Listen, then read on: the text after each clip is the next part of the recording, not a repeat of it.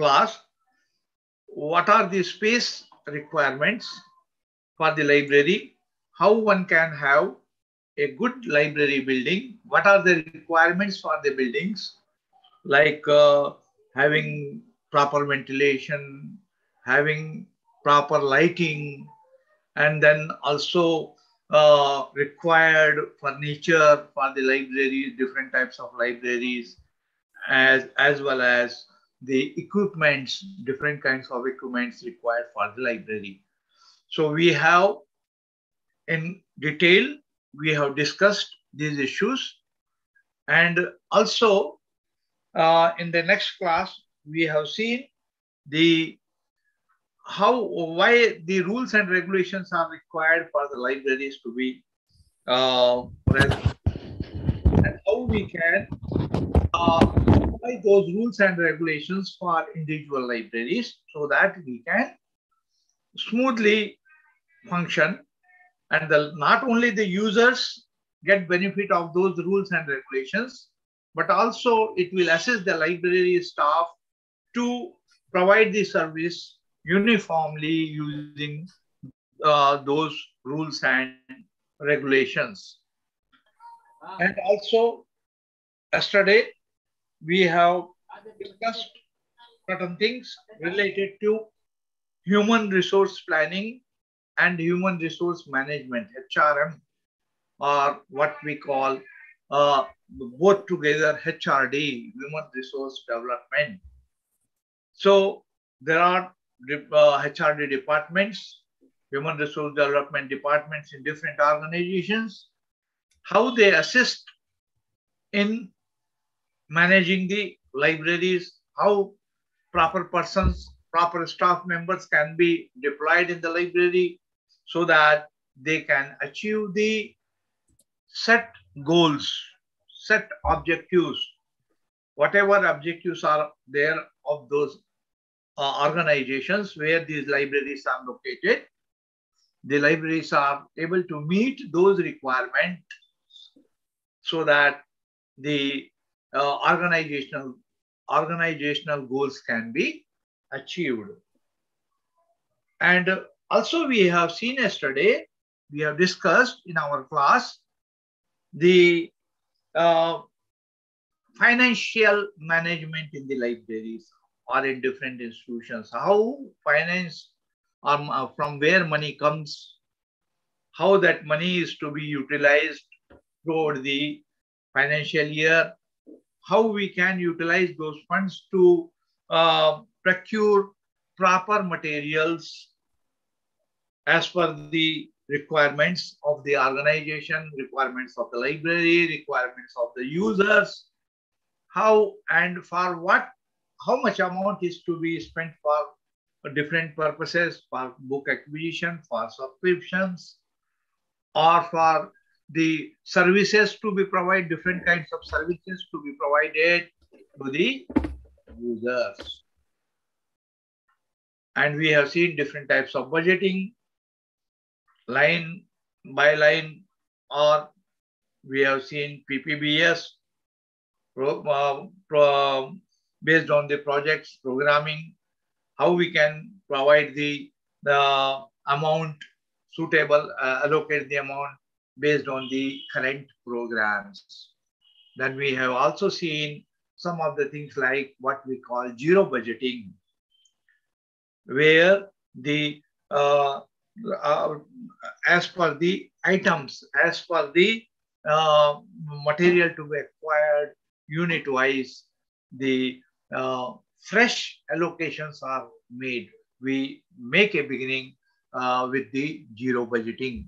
And then also we have seen certain types of endowments, donations received from the people to procure certain things, procure certain materials out of the endowments received.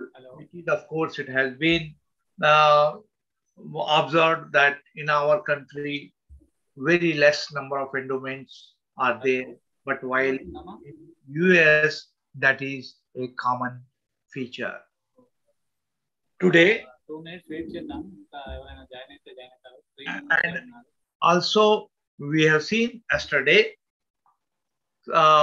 something related to statistics, library statistics, how we can apply the statistical techniques for the library functions to list out how many books are acquired every year, how whether there is any increase or decrease, how the individual subject collections are made in the library, in the while doing collection development, which subject is lacking, which subject is having more books, that graphical or bar charts, different applications we can apply in the library to show the library statistics.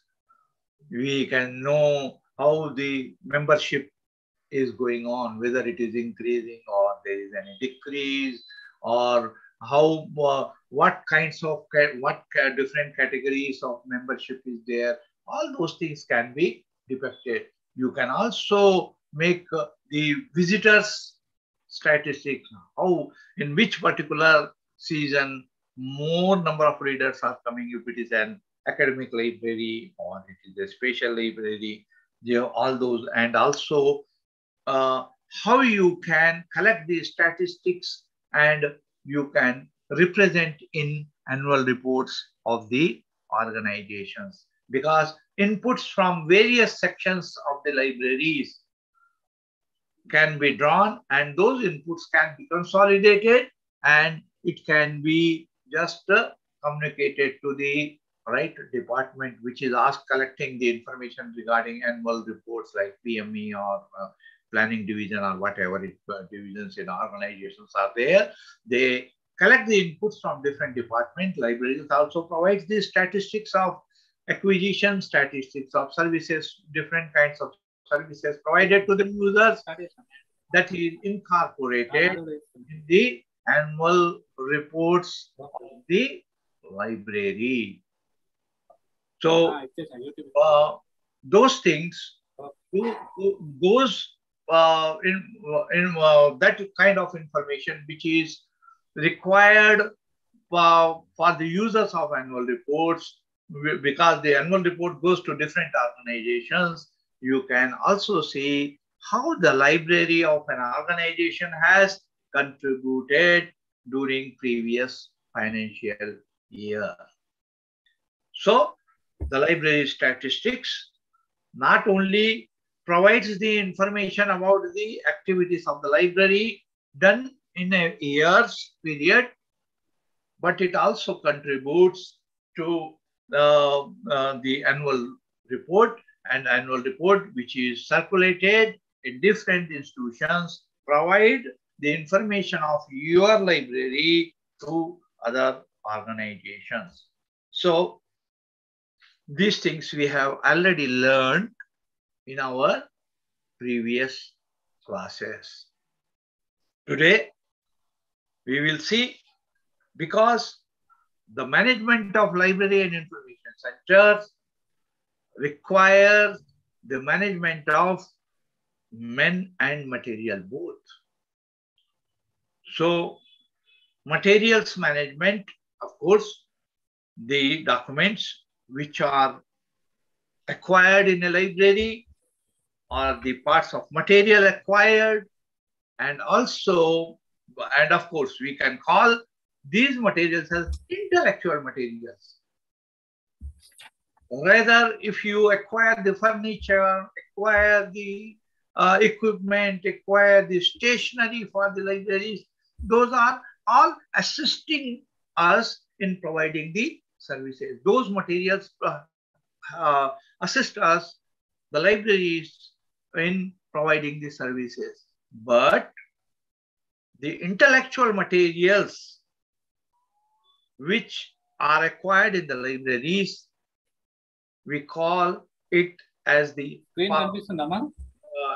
part of what we call as the collection development. So the collection development in the libraries, of course, hello, మనం ఈరోజు నేర్చుకునే వేరే class కూడా connect అవుతుంది sir. దాని పేరు గ్రంథాలయ గణాంకాలు, sir. So library statistics and annual reports. Sir Telugu medium వాళ్ళ క్లాస్ కనెక్ట్ అవుతుంది సార్. మనం నిన్న యూనిట్ 5 యూనిట్ 6 నేర్చుకున్నాము. ఇంతవరకు మనకు 6 యూనిట్స్ కంప్లీట్ అయిపోయాయి. నిన్న మనం గ్రంథాలయాలు సిబ్బంది నిర్వహణ యూనిట్ 5 నేర్చుకున్నాం. హలో. యూనిట్ 6 గ్రంథాలయాలు విత్త నిర్వహణ నేర్చుకున్నాం. హలో. ఈరోజు యూనిట్ 7 సార్ తెలుగు మీడియం గ్రంథాలయ గణాంకాలు మరియు వార్షిక నివేదికలు చూద్దాం. Library statistics and annual reports. There is some cross connection. అసలు లైబ్రరీ స్టాటిస్టిక్స్ అంటే ఎందుకు యూజ్ చేస్తారంటే అమ్మా, మనకి ఈ స్టాటిస్టిక్స్ ని యూజ్ చేస్తే, ఈ గణాంకాలను యూజ్ చేస్తే లైబ్రరీకి కావాల్సిన పుస్తకాల సంఖ్య కానీ, ఎంతమంది పుస్తకాలు చదవడానికి వస్తున్నారు, లైబ్రరీలో ఎంత స్టాక్ ఉంది అనేది ఈ లైబ్రరీ గణాంకాల ద్వారా తెలుసుకోవచ్చు. Hello.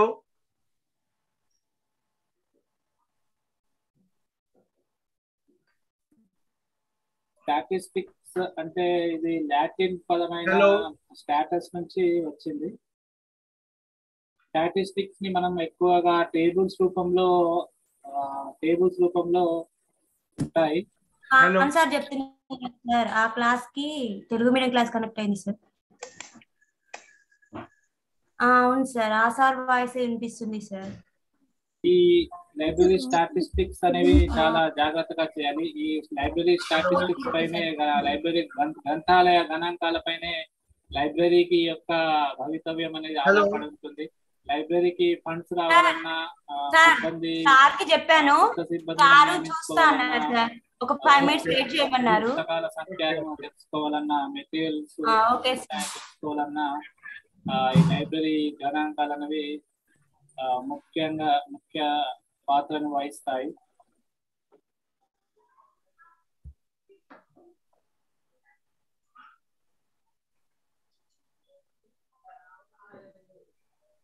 Hello participants, my voice is coming clearly to you?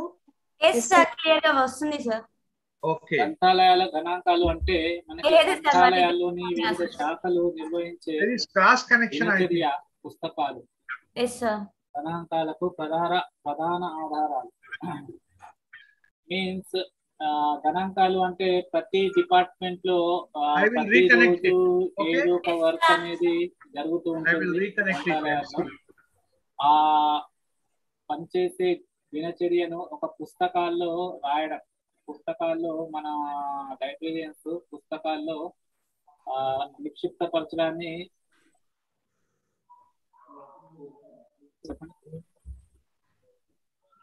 Kiran sir,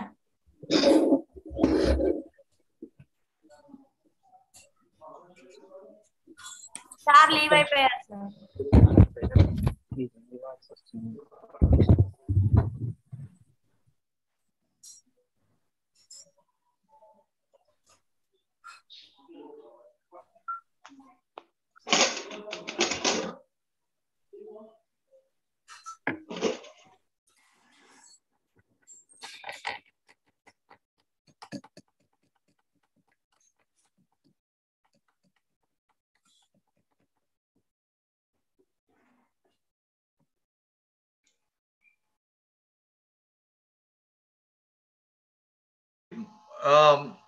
Restart.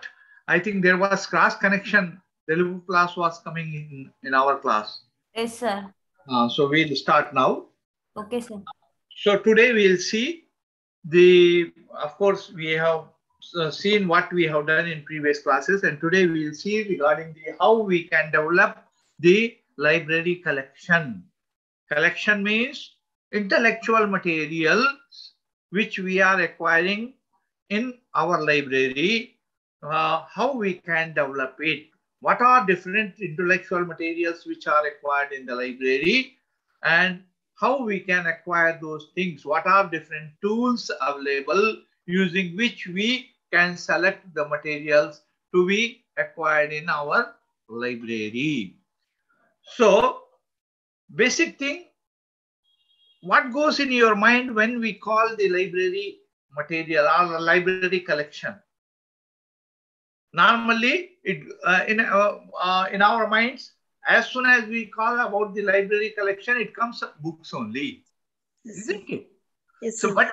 but a library does not have only the monographs or the books. We have got several materials, several kinds of documents acquired in the library, whether it is in print form or whether it is in a micro form or whether it is in electronic form, whatever media of the material may be there, but we are acquiring it in our library so that we can fulfill the requirements of our users. Till 1980s, the most of the publications acquired in the libraries, whether it is university library or whether it is public library or special library, the material was consisting of print materials only, books, documents in printed form. With the advent of new technologies, we started getting certain material to be archived, to be kept, preserved for long duration. We started getting it in microforms. Other day I have shown you microfilms, aperture cards, microfiches, or any other microform storage format or storage media. But with the advent of the computers, advent of electronic media, advent of internet, we started getting the books or intellectual material in electronic format also. Anyhow, there is a separate chapter on electronic materials, separate unit. Before that, we will see how we can acquire the books or documents for our library. When I talk about the books, in your mind, it comes only textbooks or journal monographs, which we are using in our day-to-day usage. But the print documents also have got different forms.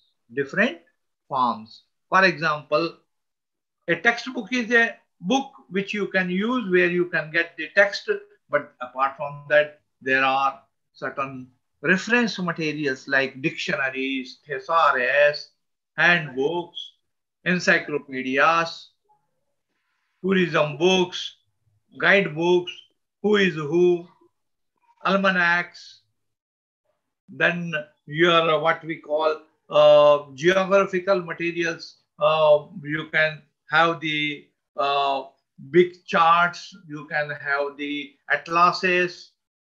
They are all in, even in print material, so we can have different forms or different formats for the print publications we acquire in the library. Apart from that, there are periodicals which were also available in the libraries in different form.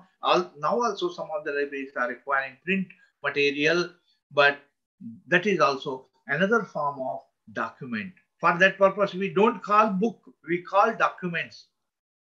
All these things are different types of documents, atlases, handbooks, encyclopedias, or whatever other type of materials are there which provide us knowledge, resources of knowledge. Let us see the how we can develop our collection in the libraries, how we can acquire the material in our libraries. There are three ways. Of course, every library is having the annual budget given by the parent organization. received either through government or received from any other source, maybe UGC, maybe the respective ministries. In case of special libraries, through their parent bodies, you are receiving the annual grants so that you can acquire the library material. How you select? What is the selection policy? How you cannot add everything to the library. All subjects books you cannot add to the library. Even single subject library, even in specialized organization like say agriculture, like engineering or defense sciences or chemical sciences or physics, you cannot acquire or purchase all the available material in a single library, because nowadays there is what we call information explosion. What is meant by information explosion?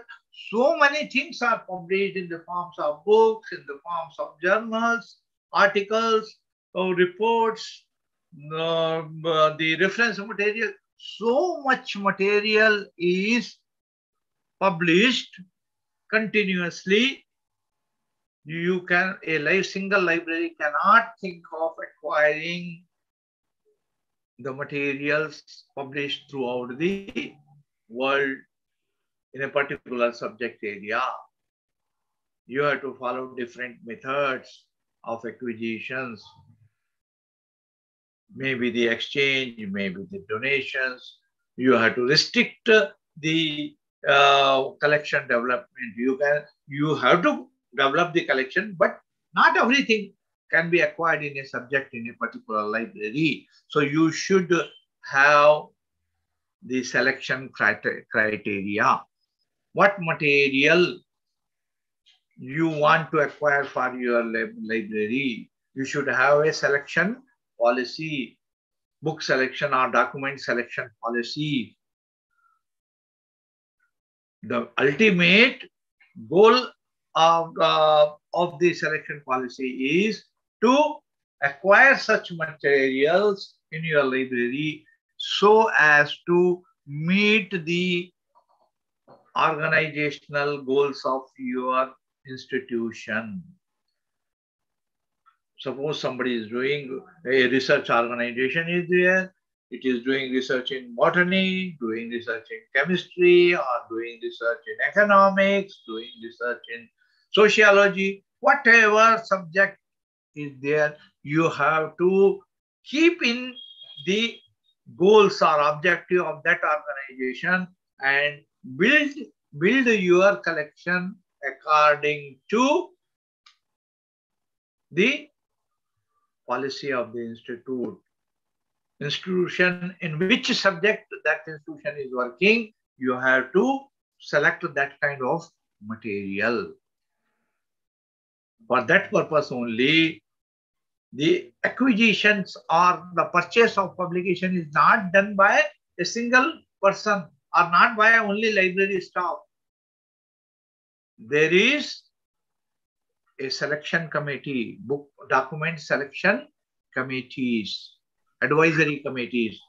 They meet regularly, and the librarian, of course, will be the part of that committee, and you have to acquire those materials which are recommended by the committees. And what are the committees? We have already seen under rules and regulations and committees. The committee consists of, in case of a university library or in case of an academic library, heads of the departments of various subjects which are taught in that institution or in that university. All heads of the divisions of different subjects, faculty heads or their nominees will be the part of the library advisory committee, which looks after the selection of the materials to be added to the libraries. In case of special libraries also, there will be scientists, there will be researchers of different divisions, different subjects, or parts of a particular subject. Suppose it is earth science, then geochemistry, geology, geophysics, geobiology, or geology itself. If it is botany, there may be specialized persons in economic botany, there may be in say plant physiology or some other divisions like horticulture, there may be floriculture, there may be silviculture, forestry and all. So relevant subsection or subset of a particular subject, the people working in those divisions form the part of the selection committee of publications. You have to keep into mind when you select the material. It is said what you should know what to select, for whom you are selecting the material, and by whom you have got the feedback, or from whom you have got the suggestions to add certain publications, and what is the purpose of those publications, and how those things are to be acquired. These questions like for whom, by whom, what, whom, then how, why, all those things are to be fulfilled. You should be able to answer why you are acquiring a particular type of publication, whether it is able to achieve the set goals of the organization. Of course, there are certain criteria fixed based on which the collection, development, policies of individual libraries are framed. What are those policies? How will you do the selections of the publications? Before we go for that, certain theories are there. Some library experts, library science experts, they have given the some principles of selection of books. You may also get questions sometime or in short notes. What are the principles given by those library experts with regard to selection of books? One such thing is given, such principles are given by the Francis Drury. Francis Drury, who was the library expert. He has written a book related to book selection in 1830. Of course, it is more than, I can say, about 200 years about back. So what the principle given by Drury are applicable today also. What he has said? He says the book selection policy should be what? To provide the right book to the right reader at the right time. Good. This principle is always applicable in future also, currently also. It was applicable in the past also. The right book to the right reader at the right time. If a professor of chemistry is asking for a book, or a reader is asking a chemistry book, and if you are providing him biology book or some other subject book, no use for him. He says, no, I don't need this. You provide me the organic chemistry book. I want physical chemistry book. I want analytical chemistry book. Provide that only. Yes, if you provide right material to the right person who is asking what, if you, instead of that you are giving something else to him, no, we have got this book. If you want, you read this. No, what is the use? Useless. So, right book should be given and to the right reader, and also at the right time. Suppose a person comes and tells, I want to give lecture on a topic related to organic chemistry. Can you provide some material? I have got the lecture day after tomorrow. I have to make preparation. And if you say, sir, we don't have that book readily, but if you want, we can get it in a week's time. What is the use of that? The person has to give the lecture day after tomorrow, and you are telling him that we will acquire the material and give you from some other library or from some other source just after a week when his assignment is over. He won't come to library again. He says, useless library, they don't have anything. So, providing the right material to the right reader at the right time when he is asking. Telephone him. A person is coming, okay, I want on this particular topic. If you check your catalog immediately, see the computer database, see your catalog, manual or computerized, whatever it may be, see whether on that topic any book is there, any article is available. Provide him at least, yes, this is the thing you want. You can read this article, you can read this book, and or you use this reference material, maybe from encyclopedia, maybe from handbook. Provide that information so that he can use it and able to fulfill the assignment given to him or her.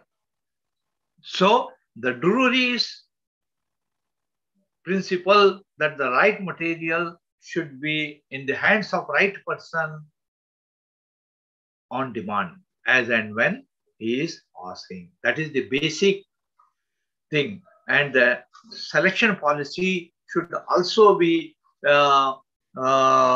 such that whatever the current programs of your institutions are there, the needs of those persons working in those programs should be fulfilled. Acquire such material which will be useful to them. But instead of that, you are procuring something different, it is useless. That is the reason why the selection committees, book selection committees are created, library committees are created. They will have the different people with the different expertise so that they will know that what is going on currently in an organization, and the selection of the material will be on lines with the requirements of those programs. That is very important. And another library expert, the Melville Davey, he has also given certain principles, and what he says, can somebody tell me what are the contributions of Melville Davey to library science apart from this? Yes? Why you will listen often, every day, almost in the library when you are studying Melville Davey's name? What is his contribution to library science? Yes? Mamta, Manisha, Lata? Anybody? Ramya? Why who is Melville Davey? What is his contribution to library science? You are in second semester, no? He has created which classification system? Yes? Somebody? Dewey Decimal Classification. Yeah, Davey Decimal Classification, DDC. Yes, sir. Same person has given the, Melville Davey has given the what we call the principles of books to be acquired. He is, of course, no doubt, he is famous for his decimal classification. Who has told? Your Me, name? Saratma. Okay, nice, nice. Okay. So, the what, according to Melville Davy, is, he says, the best reading for such books should be acquired in the library. Such documents should be acquired, which are the best reading for the largest number of the people with least cost, with less cost. You have to spend less amount in the library, acquire such material in that less cost also, which can be used by many readers. So that a library policy always says invest some less amount but get more material, and the investment in purchase of books can be realized only when the books are used more number of times. Those documents are used more number of times. If you have acquired book in 5,000 rupees, it should be used many times by many readers. Then only the cost will be realized of your investment. So, according to Melville Davy, what he says, acquire the best reading material in the least cost so that it can be used by large number of people, many people. The best reading, largest number, least cost. These three factors are mentioned by the what we call the famous library science expert, classificationist, as well as the librarian, Melville Davy. Another principle is given by McColvin. What he has said, according to McColvin, the book selection is based on the principle of supply and demand. So the best thing is you should be able to provide the publication when it is on demand by people. If you are providing material which is not in demand, no use, no use. So see that the quality should be used. What is that quality of demand? It is whenever it is demanded by somebody, you have to acquire that material. And for today, also I am telling you, almost all the libraries follow certain things. What we call, before the books are acquired, before the books are recommended by the library committee, the suggestions are called from the readers, users. Because user community knows what they need in a particular organization. So every time before the selection committee meets, you have to call the suggestions from the readers. Suggestions from the who can be the users? Students can be users. In case of public library, general public is there. In case of special libraries, scientists are there, researchers are there. In university or in colleges, faculty will be there. Students will be users as well as the faculty will be users. So call the suggestions from the respective type of users. Call the suggestion even from students.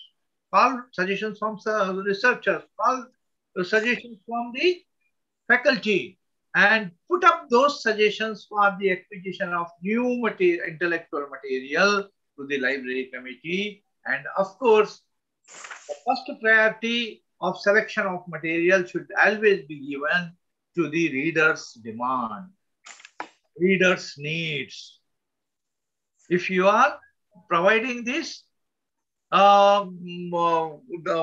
purchasing such, selecting such type of material, ordering such of material, and such type of material acquired and processed and given to the readers will definitely will be resulting in more usage, more usage.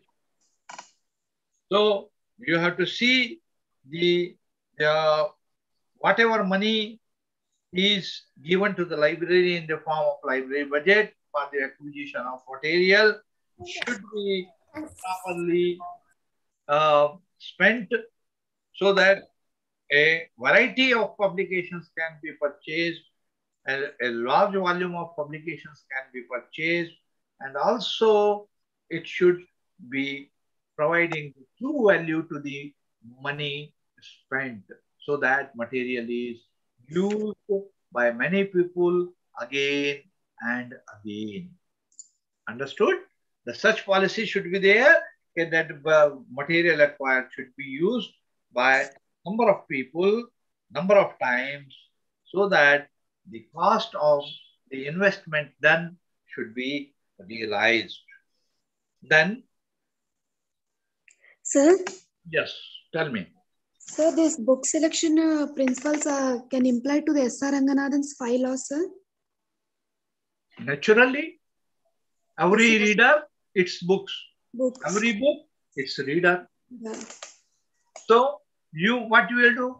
You will provide such reading material. You will select such reading material which is used by many readers. Yes. Every reader, it's books. So his choice is met by doing the selecting the right type of material which is needed by a particular reader. So 5 laws are definitely implied where at least 1 or 2 laws like this, as I told, the every reader its choice of getting book, or every book its reader. So you apply select such material which is in demand by the reader. Okay. Okay, For that purpose, committees are formed. Always committees will be there, library advisory committees, which will recommend the books, and librarian will place order for such books only which are recommended by the committee and approved by the authorities of the organization. Okay. So normally the type of material to be acquired in public library or academic library or special library changes. There will be certain policies set up. Who will be using the public library? All sorts of people. Even lawyers, they may be students, they may be academicians, they may be teachers, professors, they may be general public, there may be less educated people or more educated people. So a public library selection policy will be such that to meet the requirements of different types of users. You cannot acquire the sophisticated research-oriented books only in the public library, which are not followed by a general public. You have to acquire some novels, you have to acquire some storybooks, you have to acquire fiction, non-fiction, you have to acquire the books related to general types like fashion books, farming books, medical books, all sorts of books in public library, law books, newspapers, even the less educated, those who have studied only up to 5th class or 10th class also will be able to read the newspapers. Acquire such material. Housewives. What kind of books normally those who are not well educated housewives are there? What they will need? They need newspaper, they need cookery books, cooking, they need some home gardening type of books. They may be searching some journal reading, story books or novels. So acquire for them also such material public library will definitely acquire the light reading material. Light reading material means storybooks, novels, drama, poetry.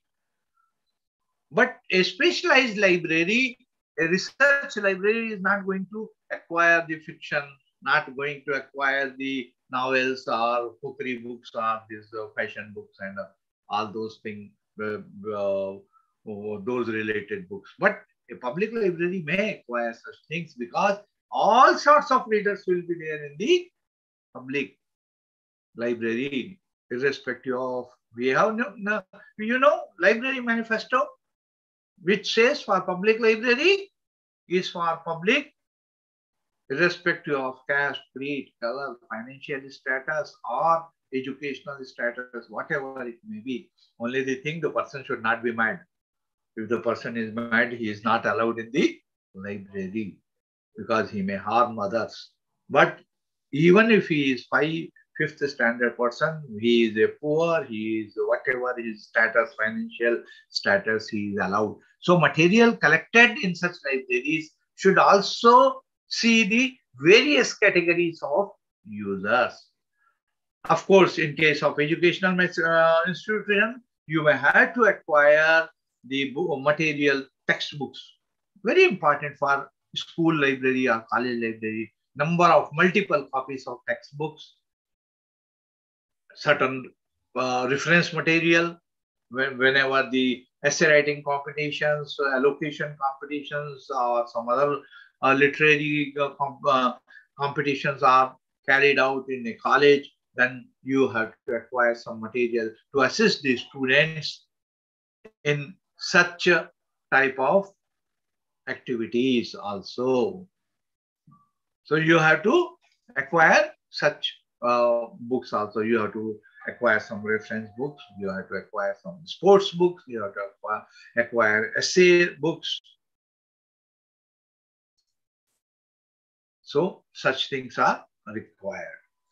In a college, in a special library, the selection of material should be relevant to special organizations, that are research organization. What kind of research is going on there, on which subject, what type of users are there, you have to decide which facet of a particular subject. So all those things are very important in while deciding the selection criteria in a special library. Mostly journals, standards, patents,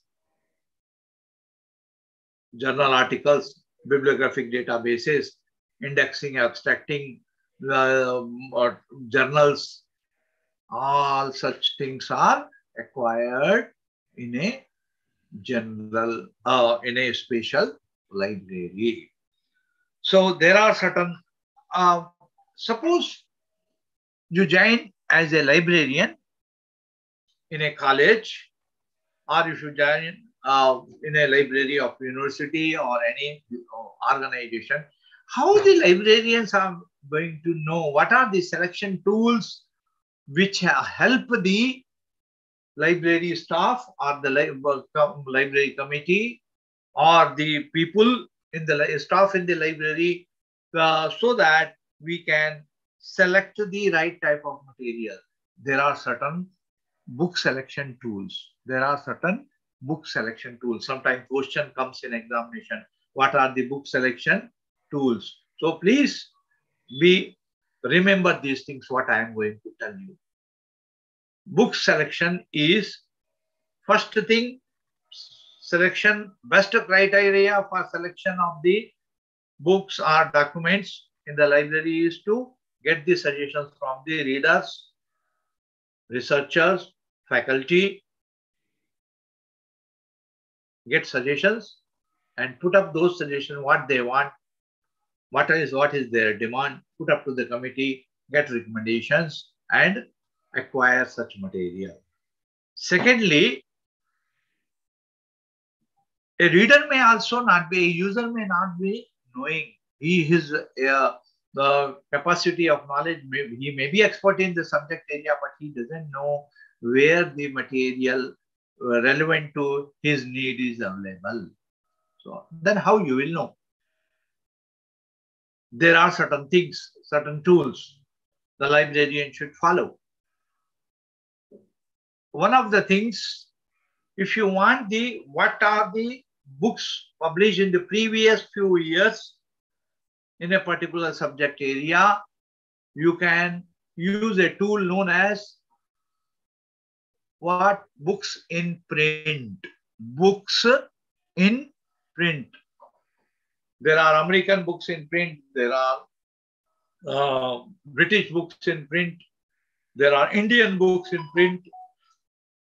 They list out the books subject-wise.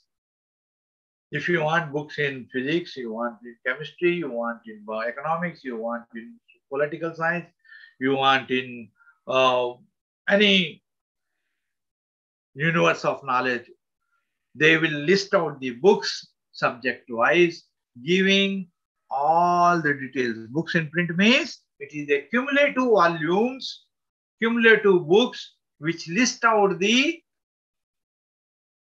details of bibliographic details of the books, authors, title, year of publication, who is the publisher, from where it is published. Then subject area, of course, will be listed. ISBN number, ISSN number, if it is a serial publication, all those details, including the price of the list price of the book will be there. And it is a cumulative 5-6 volume books of that. Books are arranged title-wise, books are arranged in that books in print author-wise also. There will be index volume where you can search by author, you can search by title, you can search by the subject also. If you want what books are there, published from by different publishers on economics, go to economics, search the books in economics. If you want what books are there in geology, you can search. What books are there in botany, you can search. You can search subset wise also. What are the books in economic botany? What are the books in floriculture? What are the books in horticulture? So books in print. They are the Whitaker publication is there. They publish the books in print. There is also Bowker's, another publication, publisher is there, Bowker's books in print, American as well as the British books. Indian books are there. There is published from Delhi, Indian books in print. Apart from that, certain bibliographies help you. BNB, British National Bibliography, INB, Indian National Bibliography, or any countries, US or whichever country is producing bibliographies, you can check the list of what they will do. INB will list out all the books acquired in the National Library of India. Similarly, British Library books acquired in Great Britain are listed out there in the previous year. Where is India National Library of India? Can somebody tell me? Yes? National Library of India is in which state or in which place? Somebody please try. Kolkata. It is in good. It is in Calcutta. What we call now Kolkata. It is in West Bengal. Who has told? Name? Manisha, sir. Okay, good, nice. So the India's National Library, from there, Indian National Bibliography is printed, and whatever books are acquired in the National Library are listed out in that one, which is because the Registrar of Publications, there we have to submit whatever is published from India, those books to whom ISBN number is assigned, all books are there in the listed out in the INB, Indian National Bibliography. So if you want to acquire the books, consult these bibliographies, Indian or British or American. You can also get information, price, ISBN number, everything will be there. Another tool is the publishers themselves. Publishers, what they will do? They publish trade literature. They publish trade literature. They bring out every year a catalog of books or publishers catalog in which they list out all the publications in different subjects they have published during a year. There can be pamphlets also, book pamphlets, giving the details of single book, giving the contents of that book. There can be also small pamphlets of 5 to 10 pages, giving what books in last quarter they have published. There can be monthly list, there can be quarterly list, there can be half-yearly list of publications brought out by a particular publisher, which is sent free of cost to the libraries, to booksellers. Booksellers in turn provide you that copy of that catalog, which helps you to know what are the books published by a particular publisher, which you can take a photocopy, put up to their library committee, because your subject may be chemistry, botany, geology, physics. So whatever new books are published, if you receive a pamphlet from publisher, put up those things to the committee. Committee will decide based on the contents of the book what to acquire and what not to, whether it is fit. How you know a book is having a good content or not? There are book reviews published in the relevant subject journals. Every issue of the journal normally will have 1 or 2 book reviews published in that subject area if new book is published. The review is what? It is giving both what we call samalochana, best points of a particular book and some lacunas, what it lacks, are listed out in the book reviews. It may get praise also, it may also get some breakbacks. So both the things are there. So based on the book reviews, the committee may read a particular, it is librarian's job when the relevant subject of your organization, a freshly printed book review is there, take a photocopy of the review, put up to the library committee. Members, experts in that subject area will go through that review and they may recommend whether to purchase that book for library or not. There are book digests, book review digests, which print the book reviews. One can go through that, get the relevant subject information. Apart from that, another very important thing is visiting the book fairs, book exhibitions. The librarian himself can visit, library committee, so members can visit the book fairs, or even any users can visit and suggest that they have seen such and such book in a book fair or book exhibition, which may be acquired for our library. It is useful. Can somebody tell me where was the book fair in Hyderabad? When was it? Current. I am talking about this month. Last month itself, there was a book fair in Hyderabad. Hyderabad book fair. Pardon? Shilparama? No, it was not in Shilparama. It was in NTR Stadium. It was there up to 27th of December. 10 days period, they have got a book fair in Hyderabad. Every year it takes place. AP book fair, earlier it used to call. Now they call Hyderabad Book Fair. So about 300, 400 stalls will be there. You can always visit. As a librarian, you are library science student, should visit the bookstall.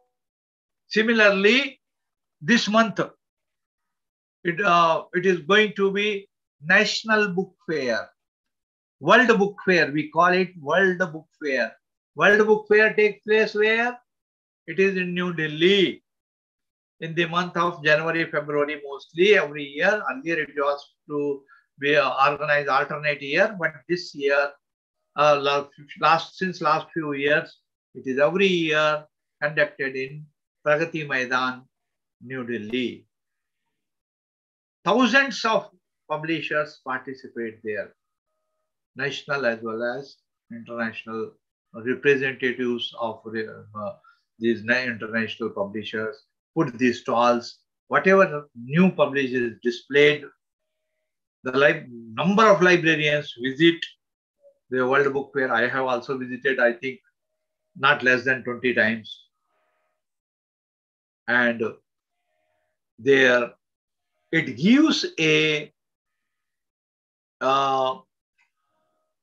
chance, or it provides an opportunity to the librarians to visit the stalls, pick up the books, browse the books, go through the contents, note down what you want to acquire for your library, come back. You need not purchase, come back. When you come back, put up to your library committee. Yes, you have seen such book which is useful for your organization. I have seen in the book fair, these are the details, these are the publisher, this is the cost. If committee recommends, yes, it is good book, acquire, place order, get it, add to your library. I have done many times as a librarian. I was librarian for more than 35 years, and I have visited the book fair many times and could get the information about new books, brought it to our organization, and they were able to add the books. So it is one of the tools, book exhibition, book fairs, visit to the book stalls, or visit to the local bookseller shops. Directly browsing will help in providing the information about the latest books available in the market. Another tool for book selection is seeing the union catalogs of books acquired by other libraries or list of editions. Whenever a new books are added, every month or once in 2-3 months, whenever new books are added to a library, a list of new editions is prepared by the librarian and it is displayed in their library, and sometimes it is also circulated to the other libraries who are nearby.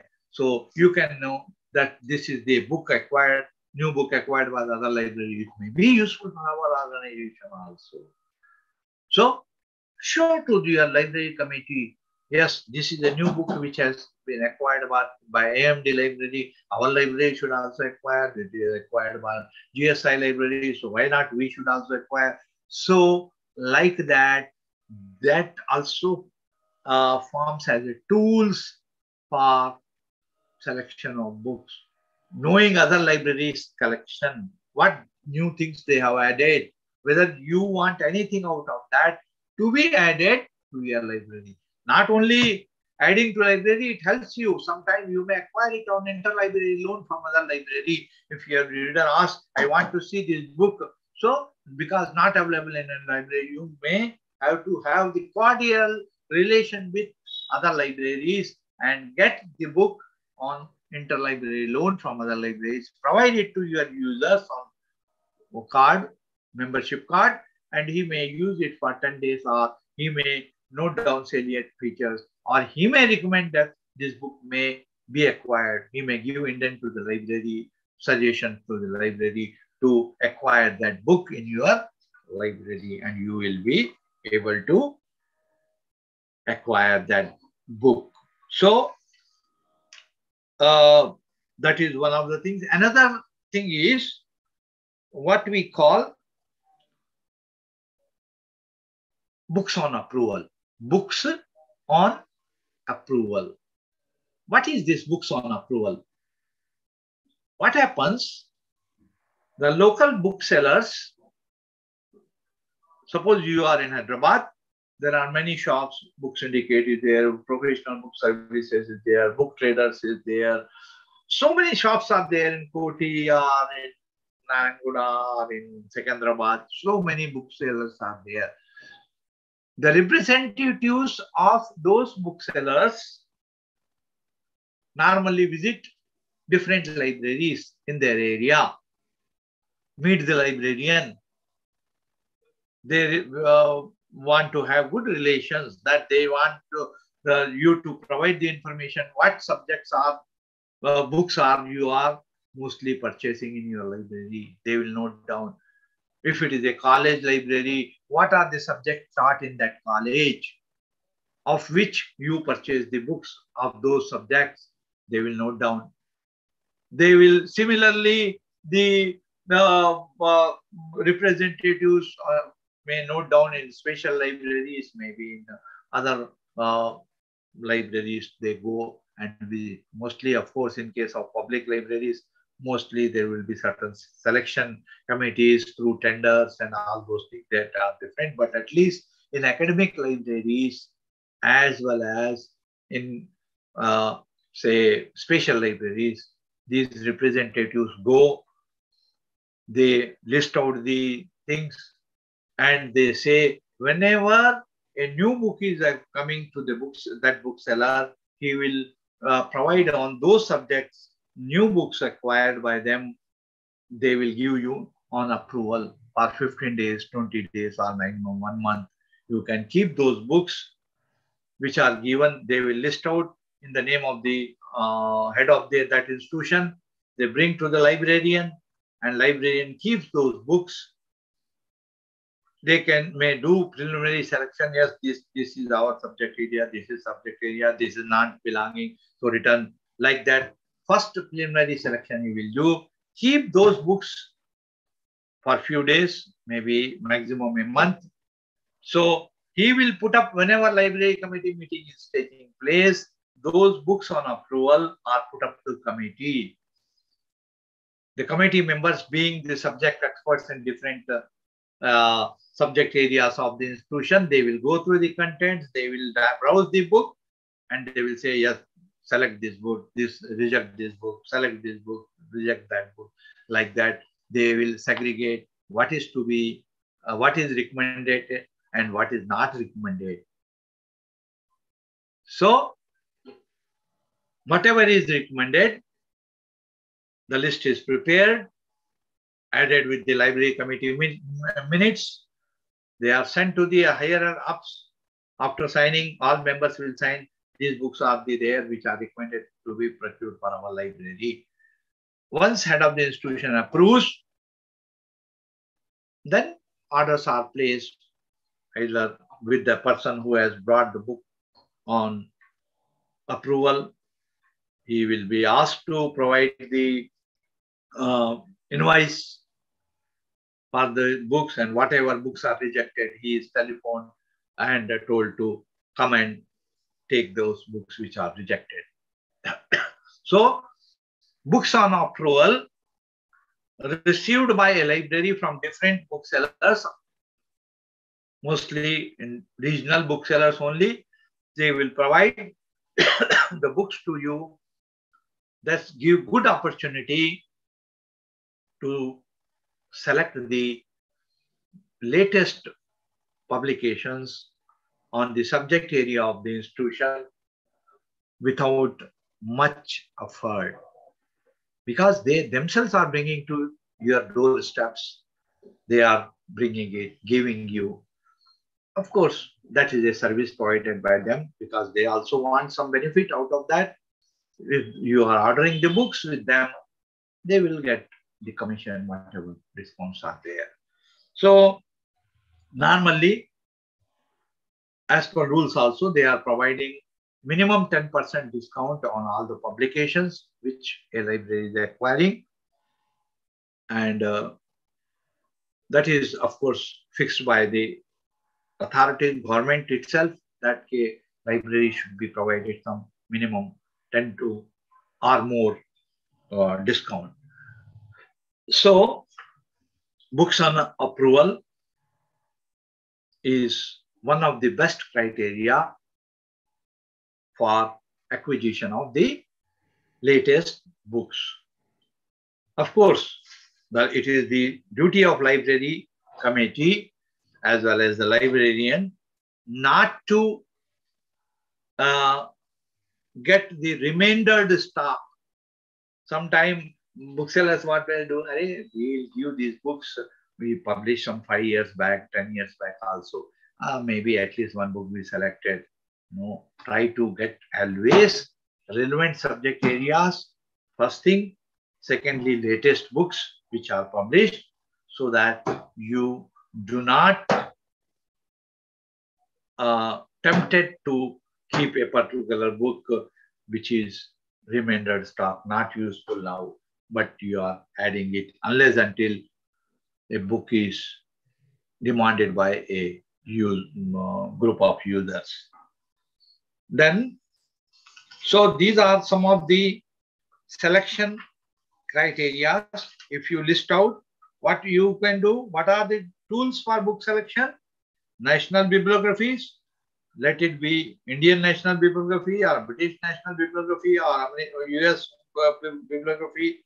Then you get the book trade catalogs or periodicals. You are getting the catalogs from the publishers, monthly or quarterly, half-yearly or annual pamphlets or catalogs of publishers, what they have published in different subject areas.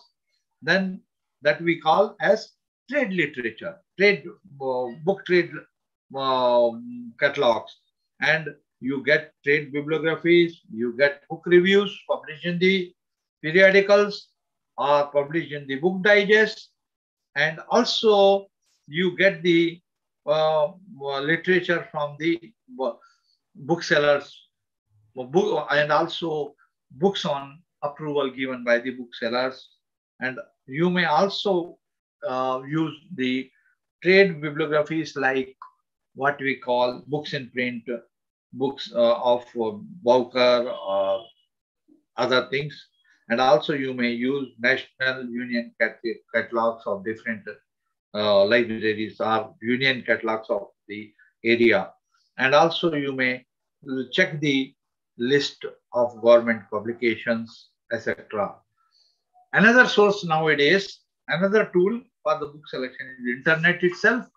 If you write, go to Google, go to particular search engine, search what new books are there. There are certain book sites also known as the what we call Bookwire, Bookshop, or New York Times Book Review, Internet Bookshop, Oxford English Dictionary, and encyclopedias. Other things are there. If you see on 176 page of your study material, you may find some of the sites listed in the internet, which helps. And also there it says book fairs, book exhibitions also form as the tools of book selection.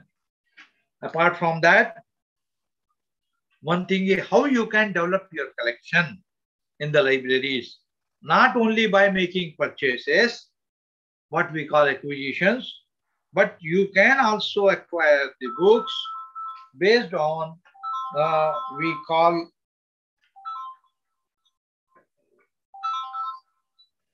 yes, madam. Good morning, madam. Good morning, madam.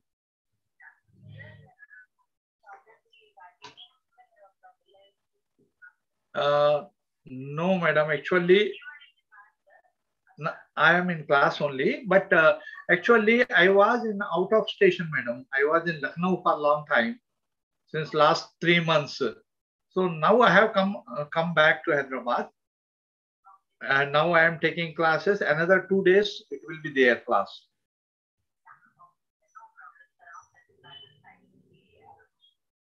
Yes, I will definitely start this within a day or two, and I will finish. Okay, thank you. Thank you, man. Thank you.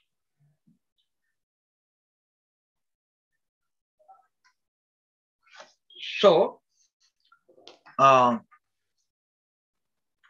was telling, apart from the purchases, you may develop your collection by getting donations, gifts from others. Sometimes what happens now, of course, donations means sometimes what happens, our scientists also, when we were working, when they are retiring, they will have their personal collection.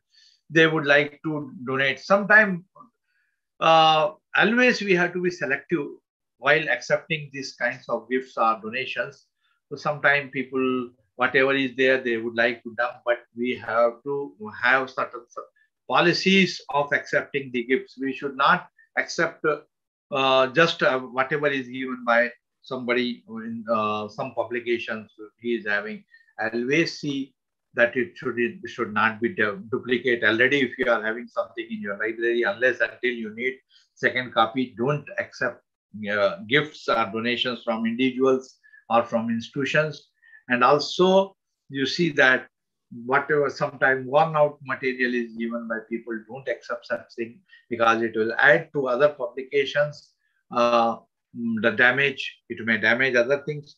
So only genuine and new things, if they are given to you and they're relevant to your collection policy, development policy of publication, then only you accept.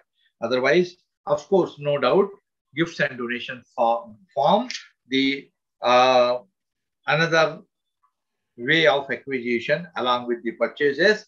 And another thing is exchanges. The exchanges means what happens now? You are having your university library. The university may be bringing out some journal or publishing something related research reports or something. You exchange with other universities, and whatever they are publishing, and you get free of cost from them and add to your library. These are known as exchanges. Particularly in the research organization, this type of activity, exchange of publications, will be more. At least whatever is published by your organization, if it is relevant to your other library of this relevant area, subject area, you can send your publication to them, get what is published by them, and keep it in the library. So this kind of things are known as exchange. So apart from the purchase from the library funds, the gifts, donations, and exchanges form other kind of collection development criteria. Apart from that, how the you can add the publications. One thing is there, I am telling you.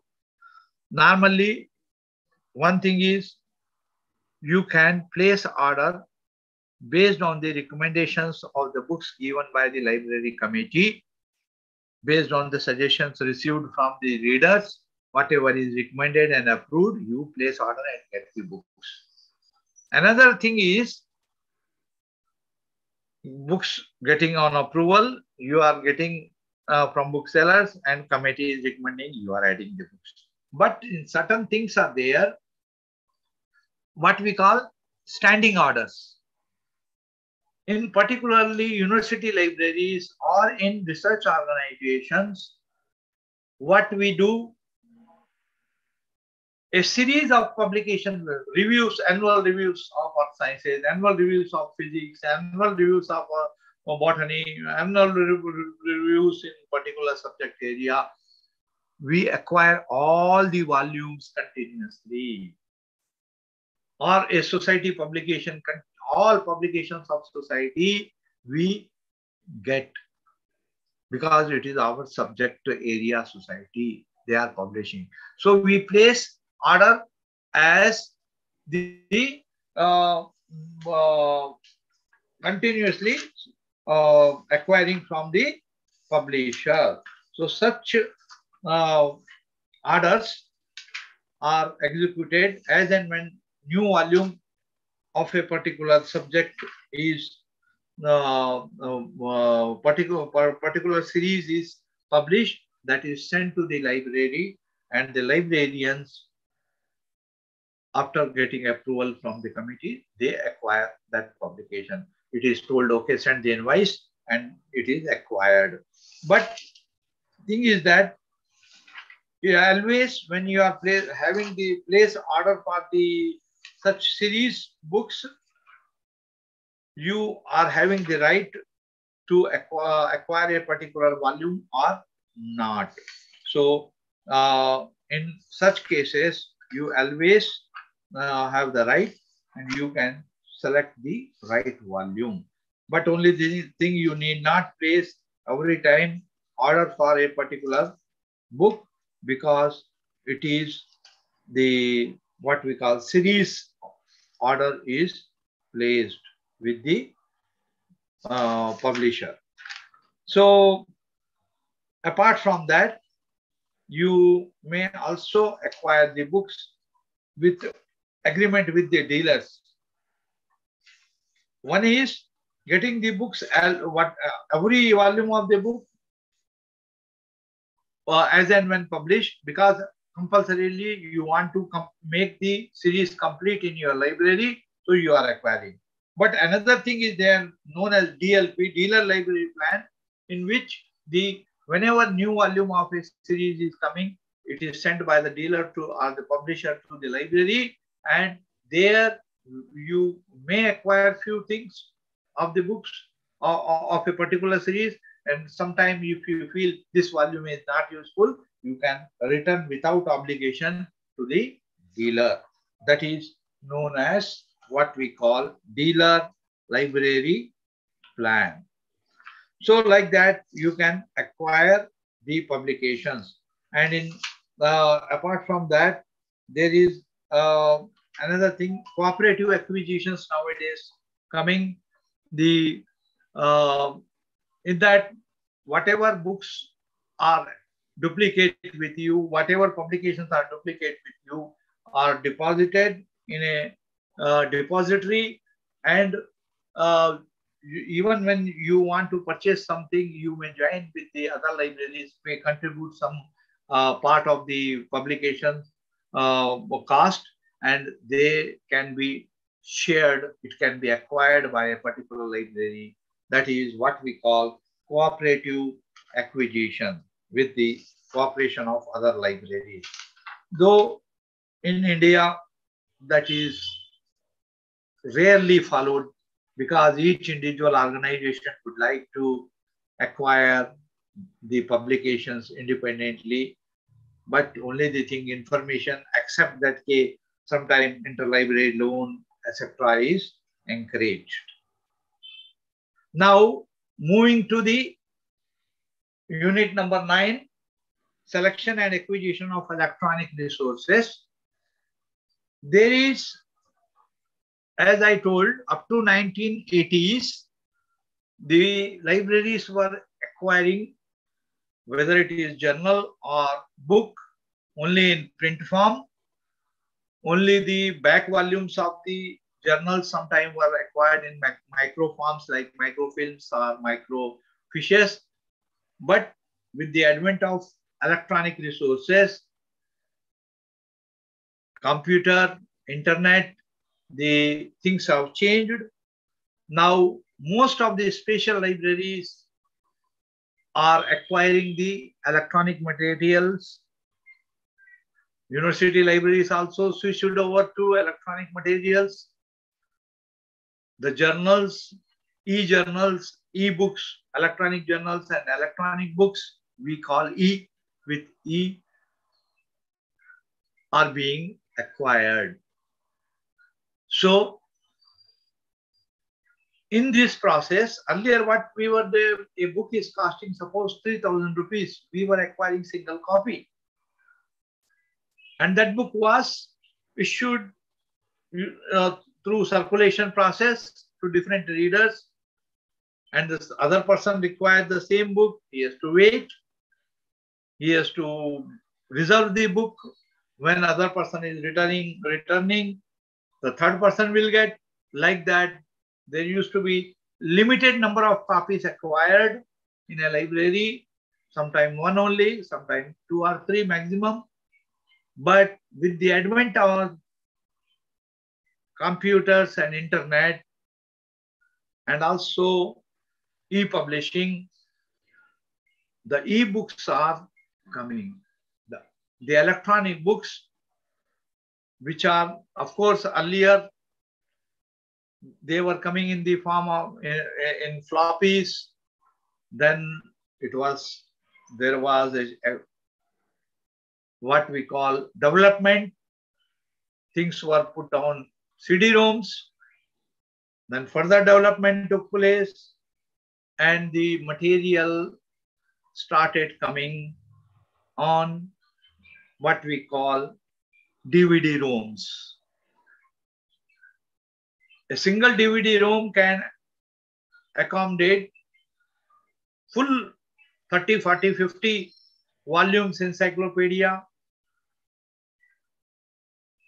And if you see the encyclopedia of computer science or encyclopedia Britannica, Americana, having 30, 40 volumes, comes in single CD-ROM or DVD-ROM. That was the advantage.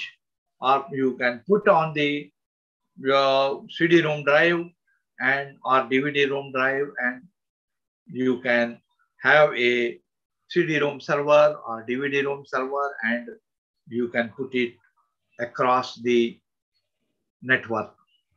But further development took place in the recent years, say last more than a decade or about 2 decades, I may say. There was tremendous development. Directly, the journals have back files of the journals have been converted into electronic format.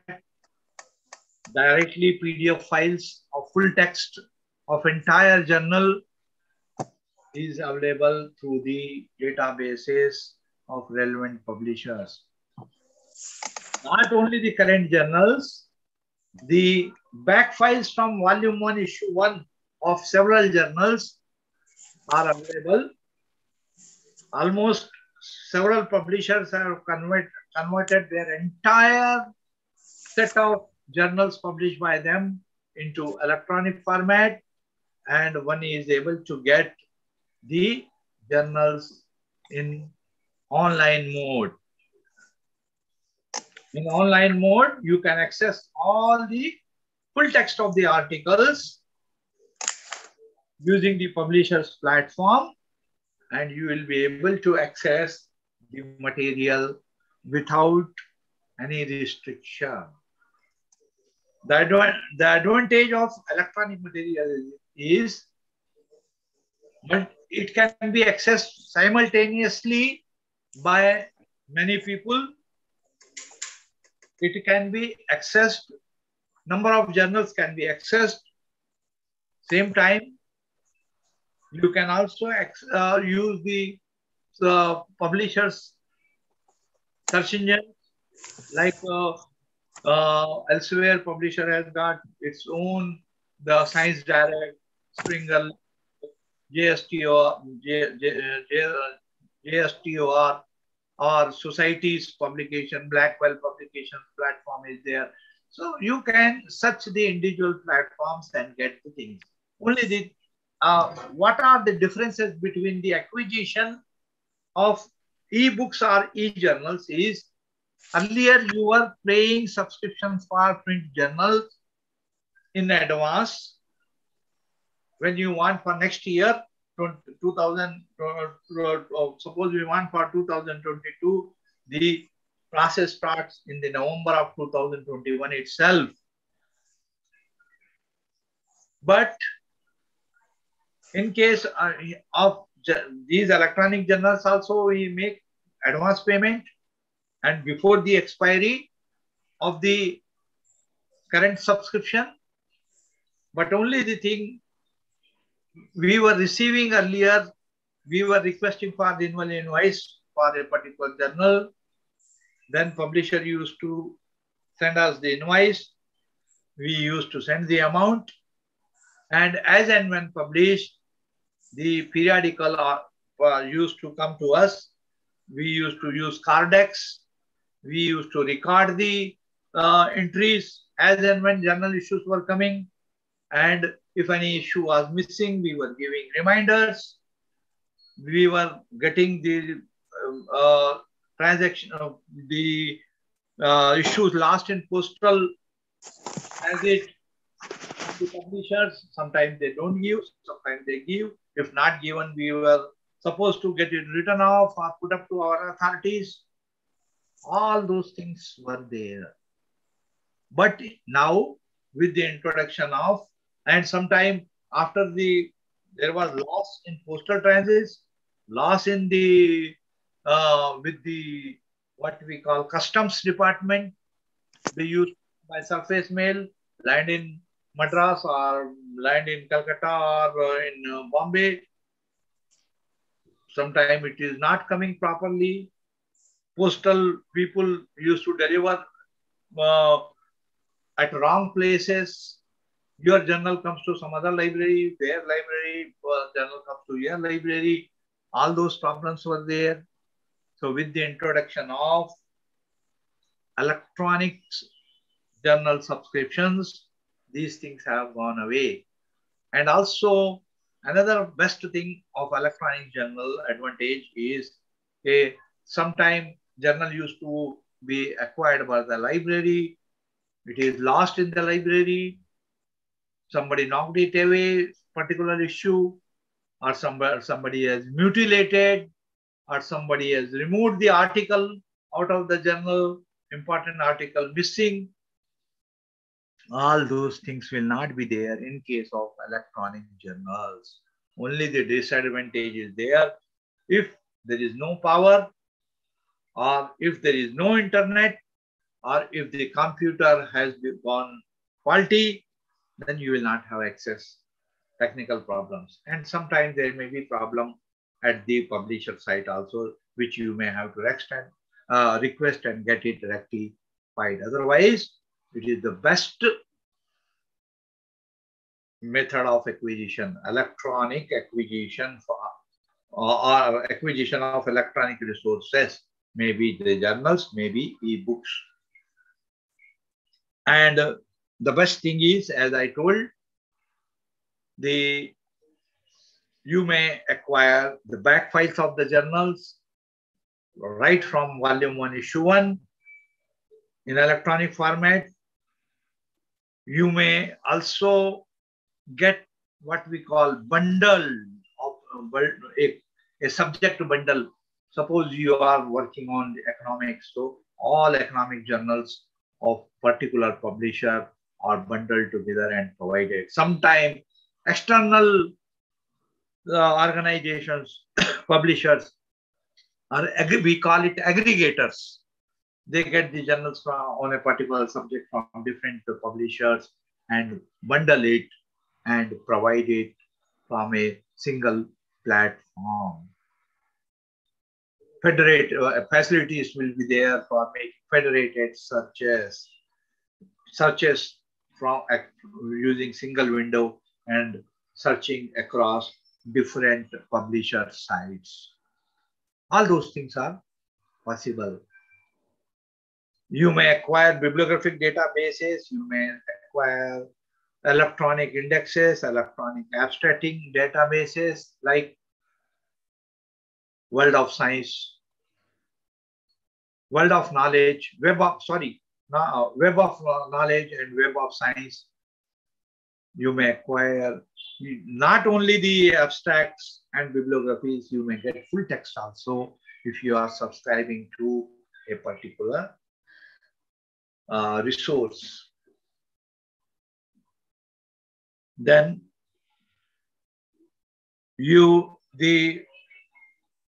how it differs to subscribe an electronic database, electronic journal, than the printable things which we are getting in print media.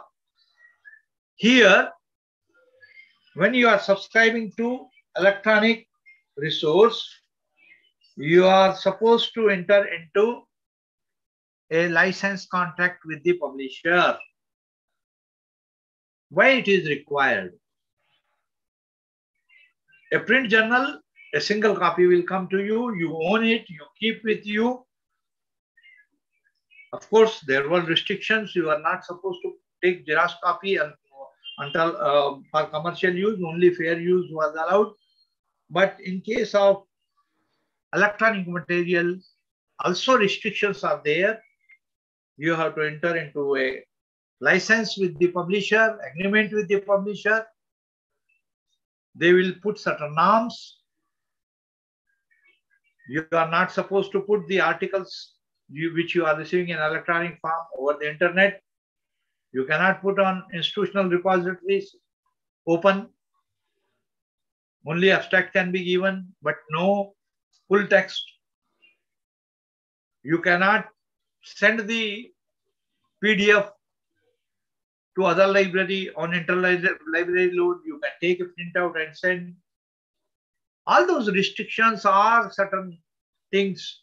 Who will be the user of the licensed material? Only your scientists, your users are those who come as visitors. Class is there. Those who visit your library, they can also use the electronic material. They are considered as the visitor to the institutions and they are allowed to download, they are allowed to use.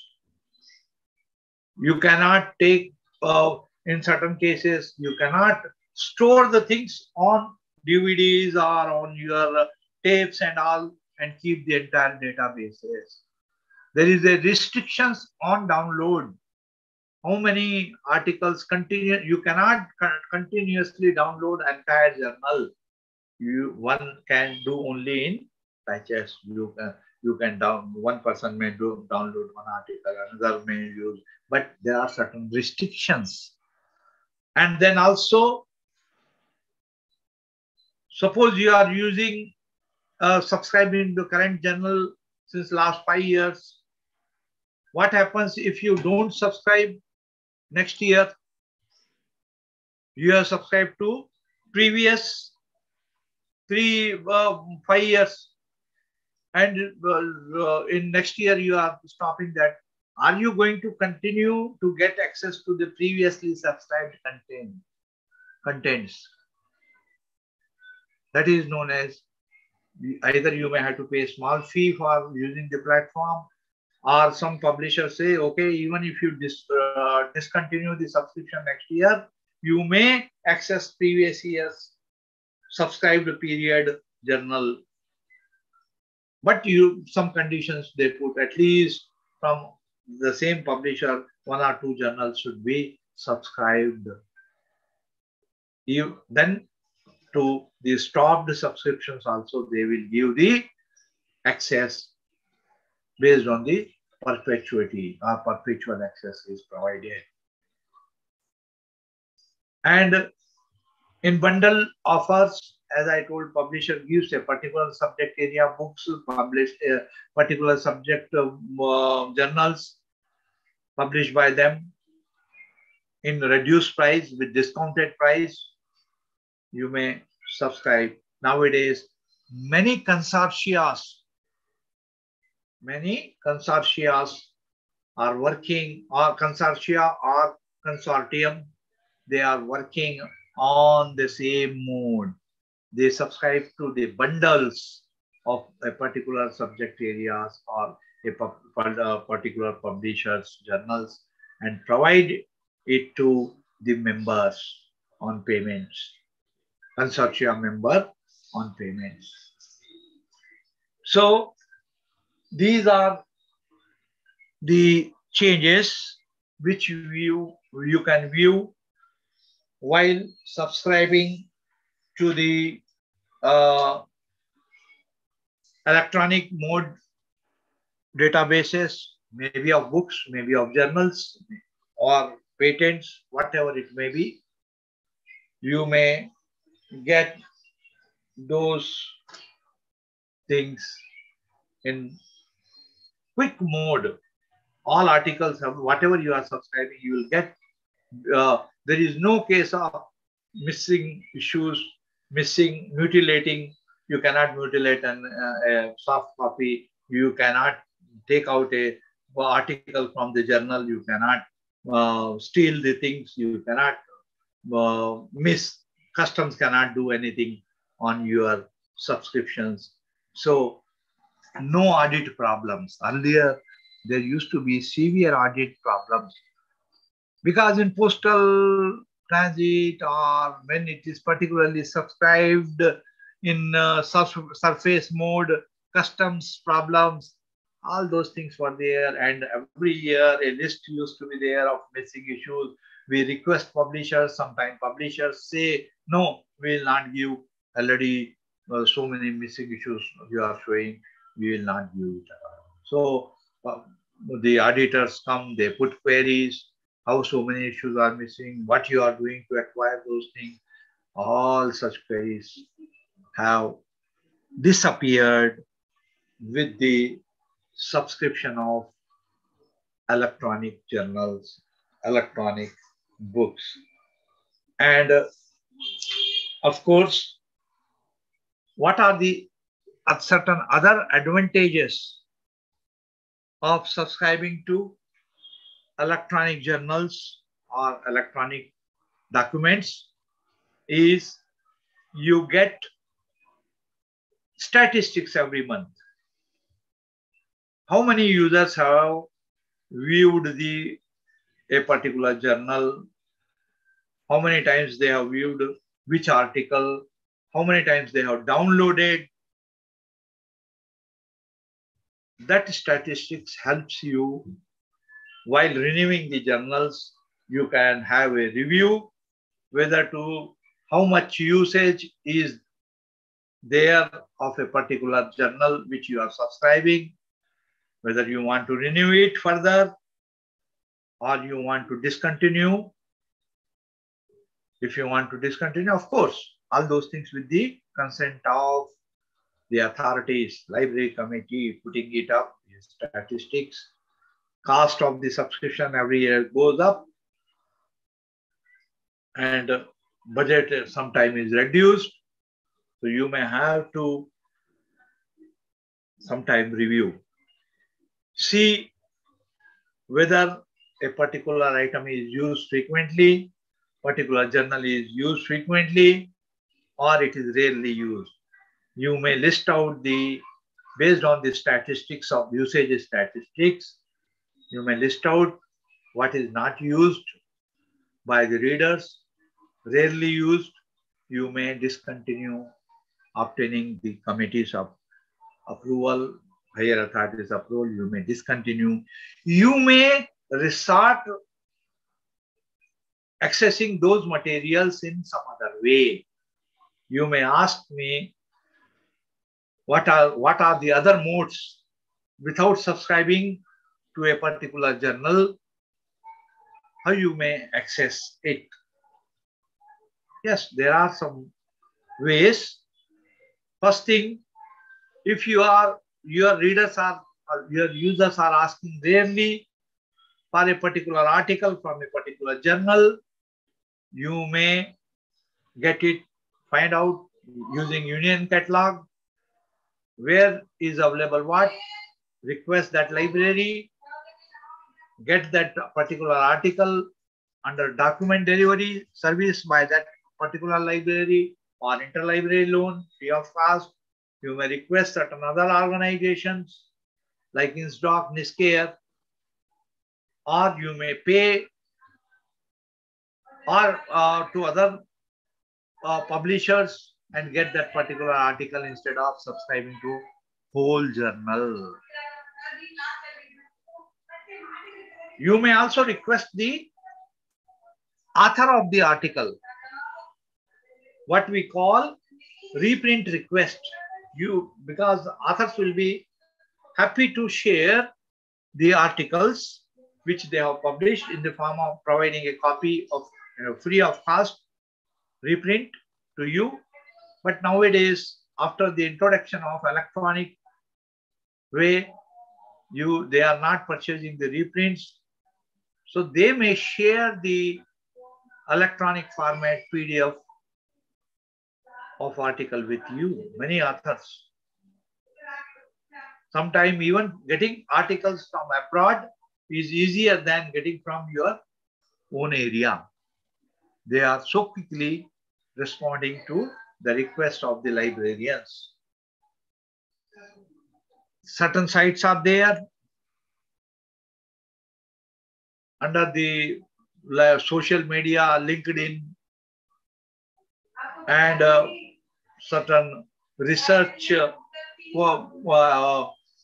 associations type they have formed, and you may request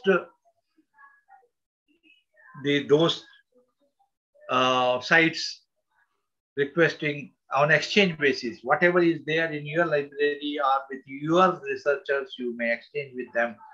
Request whenever you are requesting, you get article from them. Whenever they need, you have to provide from your own resources, your own scientist works to them. Of course, that is one of the way. But suppose you fail to get from other libraries. Some article is requested by you, by your user to you. How you will get it? You are not subscribed to the journals. You are not getting it from any other library in your area. Then how you will get that article? Most of the publishers have got the pay-per-view. Pay-per-view, we call it.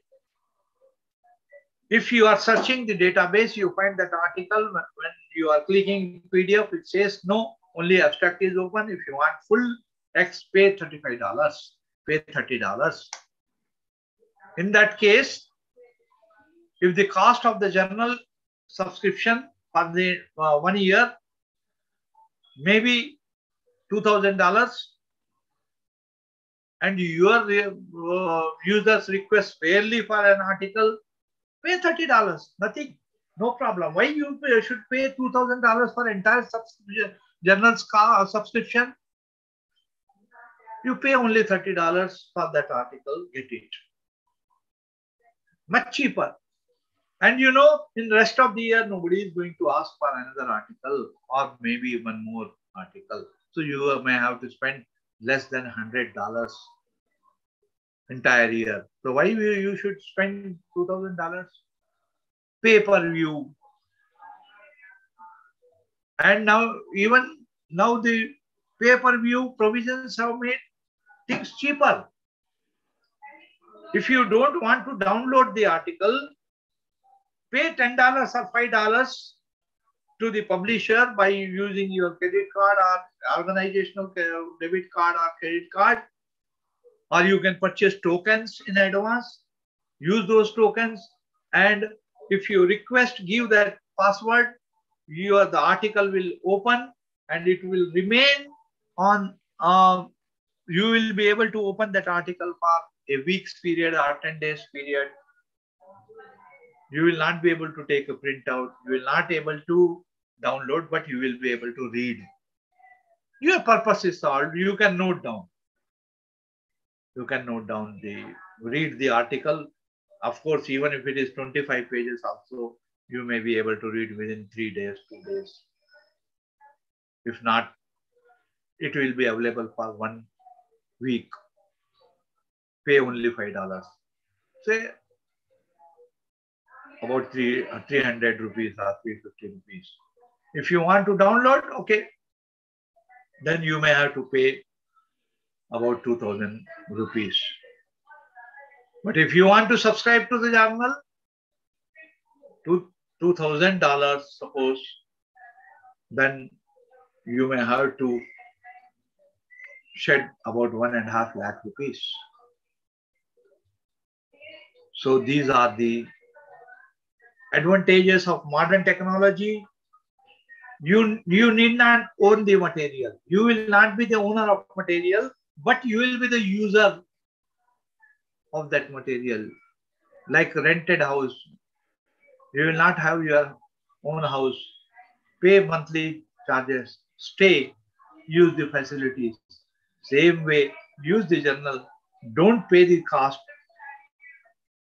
the subscription cost. Only you have to shed the part of the subscription amount and use the facility.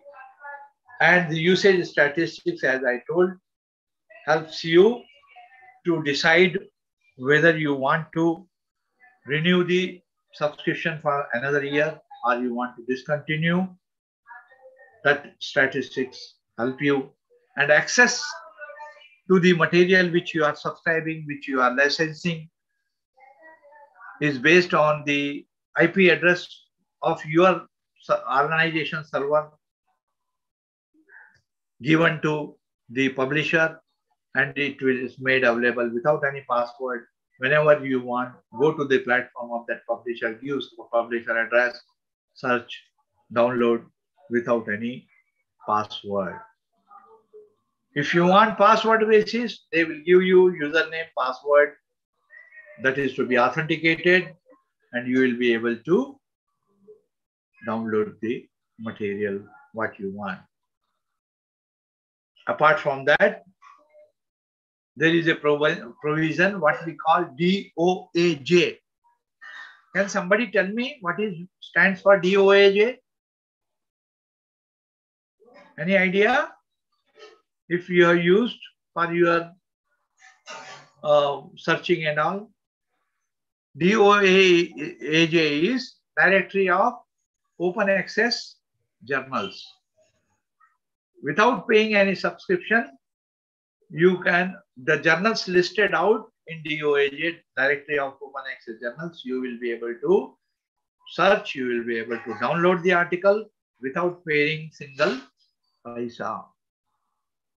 So that open access journals are there, DOAJ journals are there, and you will be able to access those things. So here we will stop.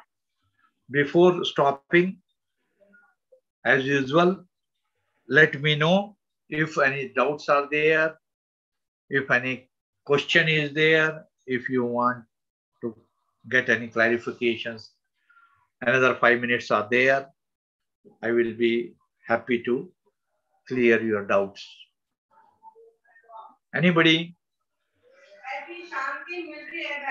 This is the opportunity to discuss and get the doubts clear. Sir, what is the largest international book fair, sir? What is the Largest international book fair? largest international book fair is Delhi. there every year, conducted in October or November.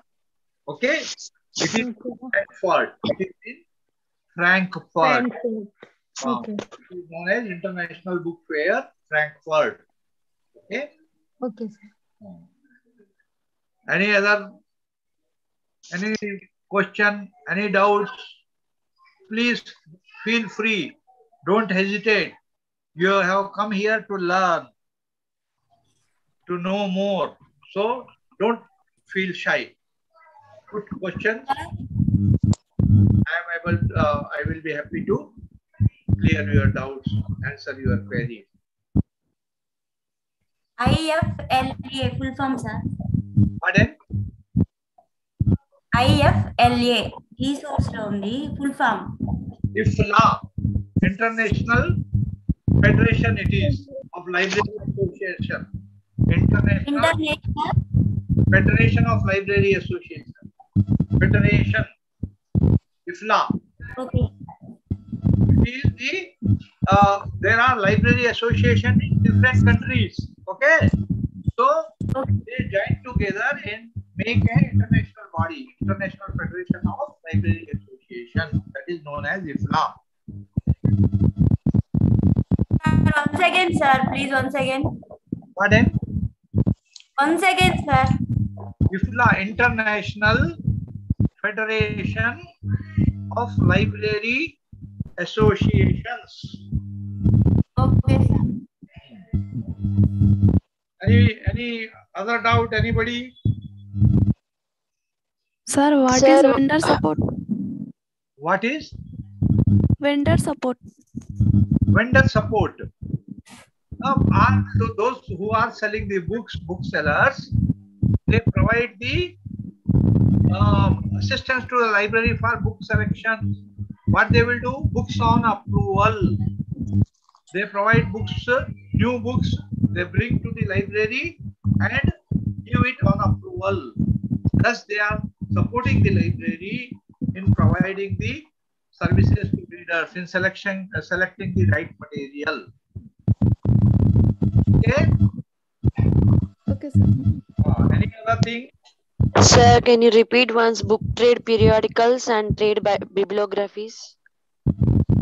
Bibliographies are nothing but the books acquired by the National Library. Indian National Bibliography means, INB means, the all books which are acquired by the National Library of India, they are listed out in the form of bibliography. Bibliography means it is the list of books.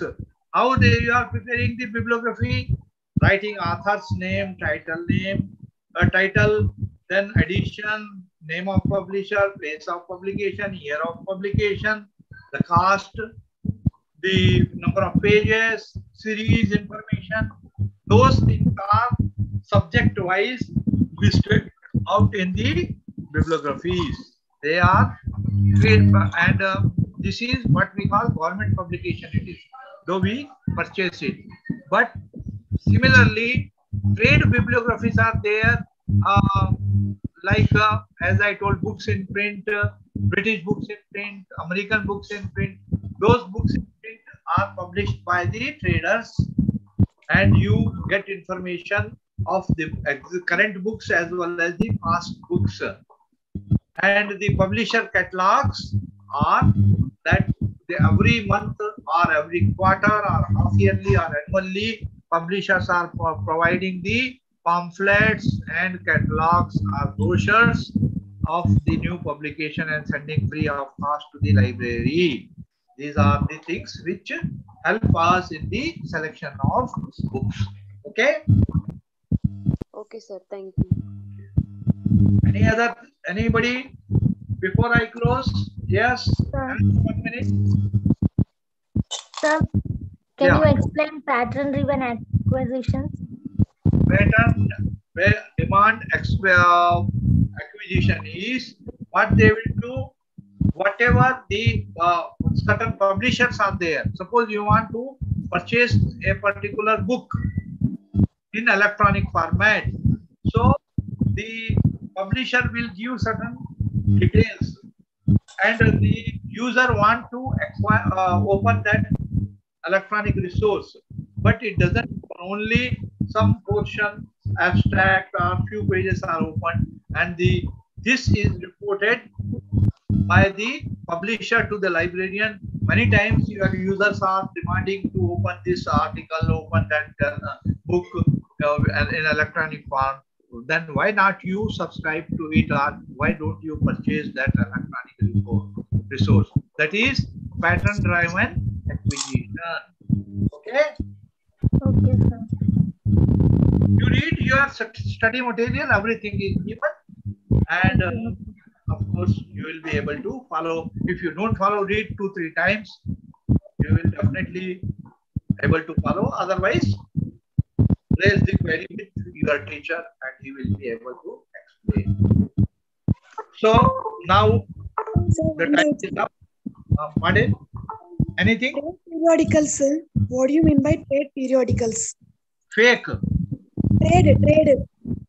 TRADE. Trade periodicals. Actually, what we call the trade periodicals are nothing but the catalogs, or sometimes in a subject area journals are published, they publish the reviews which you follow for book selection. So you have to subscribe those things, trade periodicals, by paying subscriptions. But sometimes there may be free trade catalogs, but normally periodicals you may have to pay for it, subscription. They give the information about new publications, new journals, new books. Okay. So now the time is up. So I am closing. So we will meet tomorrow for the next 2 units. Okay.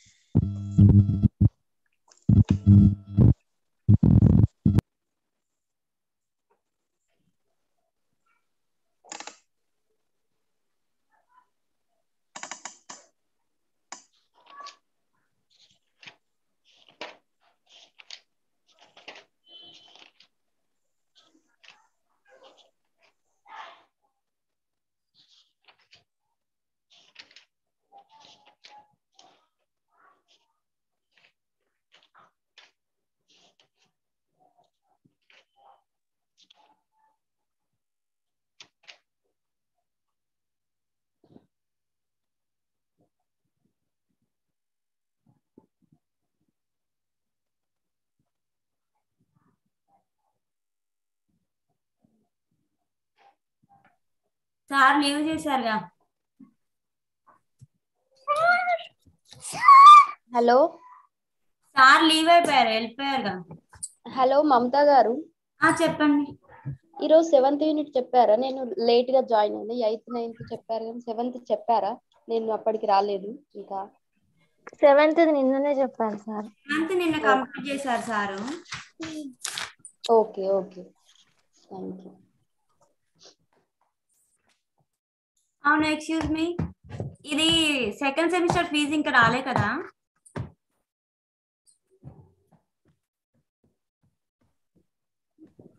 రాలేదు. Hello, మనకి assignment గురించి చెప్పారా sir? చెప్పారు కదా. Questions ఇచ్చారా? Questions ఏమి ఇవ్వలేదు. ఈ మంత్ లాస్ట్ వీక్ లో మనకు ఒక బండిల్ అసైన్మెంట్ ఇస్తా అని చెప్పారు. అయితే 127 పేపర్స్ ఏమో అసైన్మెంట్ రాసి అడ్మిట్ చేయమని చెప్పారు. ఇది ఎప్పటి వరకు సబ్మిట్ చేయాలి? చెప్పలేదు సార్, మళ్ళీ చెప్తా అన్నారు. Okay okay, thank you.